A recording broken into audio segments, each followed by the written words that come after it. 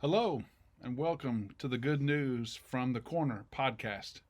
I'm Jay, I'm your podcast host, and I'm also the rector at St. John's Episcopal Church in Memphis, Tennessee. I'm glad you found us. I'm glad you're here. Stay tuned for sermons, lectures, and more good news from the corner of Central and Greer. The way our lectionary is structured, in other words, the readings that we read every Sunday, are broken up into a 3-year cycle.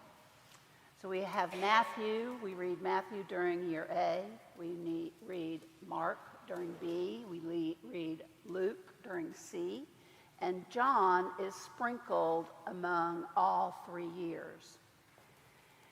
The Christmas message from John is lengthy and important, and today we hear it for the 3rd time this season. And once we finish today, then we will move into the Gospel of Luke. The Word became flesh and lived among us. John 1:14 says, "The glory of the Word fully present and vulnerable in flesh," a word that encompasses all of what it means to be human. And because this remains the life-giving Word, he is also full of grace and truth. Words such as compassion and justice and generosity, when matched with actions, become flesh and live among us. We ourselves only need to put flesh on 1 or 2 of these Jesus words in order for us to live a life more in the pattern of Jesus. Choose one and embody it. Make it your word for the year. Embody hospitality. Embody compassion or service. And when we volunteer our bodies, our spirits, and our minds to bring these words to life, we become the Word made flesh. Ask yourself, how are you bringing these words to life in your life? How do you embody these things that Jesus lives and teaches and preaches about every day? A relatively easy test for us today might be that if there is someone new here today and you happen to run into them in the parking lot or in the narthex, and you meet them and you ask them, what 3 words would describe your experience of St. John's today? What words do you think they might be? God put skin on these divine attributes of Jesus so that we can recognize and act as Jesus does. The world lost an extraordinary man this week. James Jimmy Earl Carter died on Sunday, December 29th, just a week ago, at the age of 100. A man who lived his life as a contemporary example and model for followers of Jesus. In his obituary in the New York Times, President Joe Biden is quoted as saying, "To all of the young people in this nation, and for anyone in search of what it means to live a life of purpose and meaning," in other words, the good life, study Jimmy Carter. Look at his life. The man of principle and faith and humility. He showed that we are a great nation because we are good people. Jimmy Carter was a devoted family man. He had a deep, abiding faith that he practiced every day. He was a regular Sunday school teacher at his little small Baptist church in Plains, Georgia. And according to one of his Secret Service agents, he always had to be home by Saturday evening so he could prepare his Sunday school lesson for the next day. Jimmy Carter embodied humility and service and selflessness He truly brought the word to life. He was a skilled diplomat, a man who committed his life to helping others long after he moved out of the White House. I heard him say in a replayed interview that his reputation is much better since he left office. He spent the next 42 years after he left office being of service to God and to others. And without Jimmy and Rosalind Carter, I would doubt that Habitat for Humanity would be where it is today. He swung a hammer and used a drill until he couldn't. Our own presiding bishop, the Most Reverend Sean P. Rowe, wrote these words to commemorate the life of Jimmy Carter. I give thanks for the life and witness of President Jimmy Carter, who has died at the age of 100. He was a devoted peacemaker and steadfast public servant whose faithful labor for his country, his church, and the cause of global democracy and human rights has long been an inspiration to Christians around the world. As a politician and humanitarian leader, President Carter met adversity with resilience and never relented when he saw an opportunity to serve. Whether seeking peace in the Middle East, leading the international campaign to eradicate guinea worm disease, or building houses with Habitat for Humanity, he eschewed wealth and celebrity in favor of service to God and his fellow humans.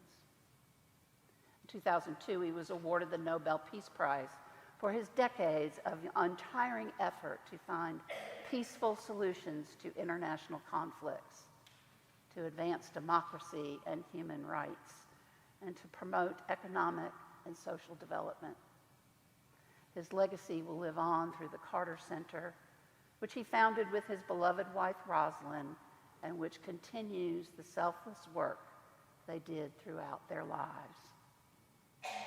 When Jimmy Carter took the oath of office to become the 39th president in 1977, he did so on a family Bible laid open to Micah 6:8. The nation was hurting and divided in the wake of a scandal, and to set forth a new vision, he read the words of the prophet. He hath showed thee, O man, what is good, and what doth the Lord require of thee, but to do justly, and to love mercy, and to walk humbly with thy God. May we follow his example of Christian service, and may his soul and the souls of all the departed through the mercy of God rest in peace. Signed, the Most Reverend Sean W. Rowe, presiding bishop of the Episcopal Church. The dawning of a new year brings to us good intentions of changed attitudes and behavior. It's a time of year that we ask ourselves, how are we going to live our best lives going forth? I'm sure you have already taken time to ask yourself what your intentions are for this new year, how you and your actions might bring about words of love and understanding and empathy, how you might bring those things to life. When matched with action, these things do become flesh. They live among us right here in this room and bring glory to God. We only need to put flesh on one or two of them, and we become the Word made flesh. Embody those things that you have to offer to the world, be it hospitality or compassion or service. Bring these words to life through action and interaction. And when we can do that, we are all the Word made flesh. God with us Yes, indeed. Look around. God with skin surrounds you.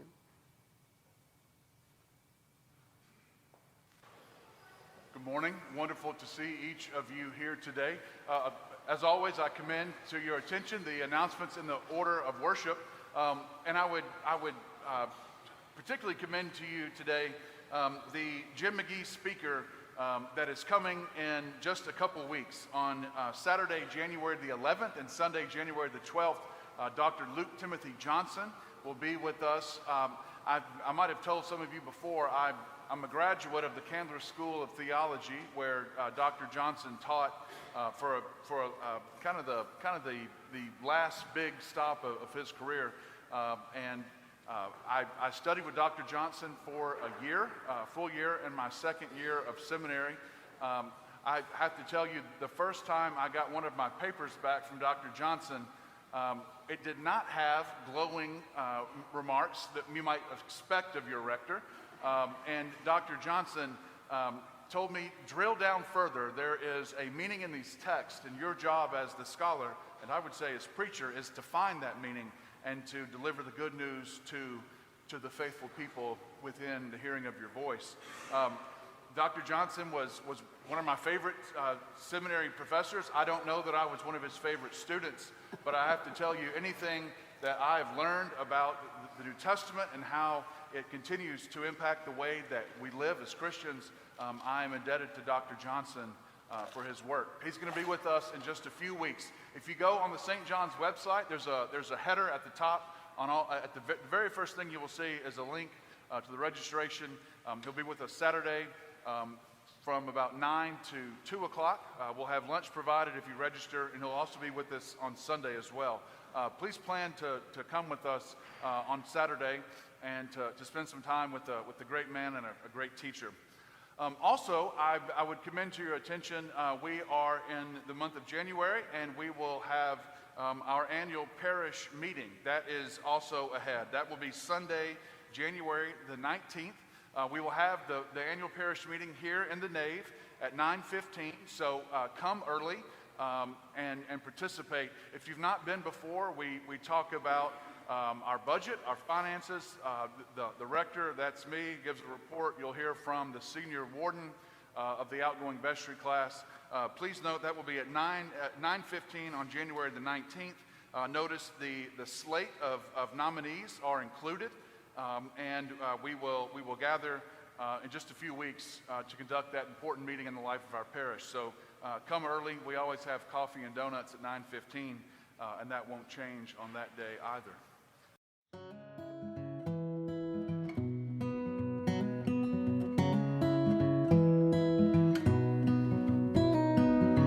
Thanks for tuning in today. You've been listening to the Good News from the Corner podcast. St. John's Episcopal Church is located at the corner of Central and Greer in Memphis, Tennessee. Our parish website is www.stjohnsmemphis.org. You can also catch us on all of the normal social media platforms. You can join us for church at 10:30 on Sunday morning on our St. John's Memphis YouTube channel. Share the Good News podcast with somebody. And remember, you matter to God. Your life is not yours alone. Come see us sometime.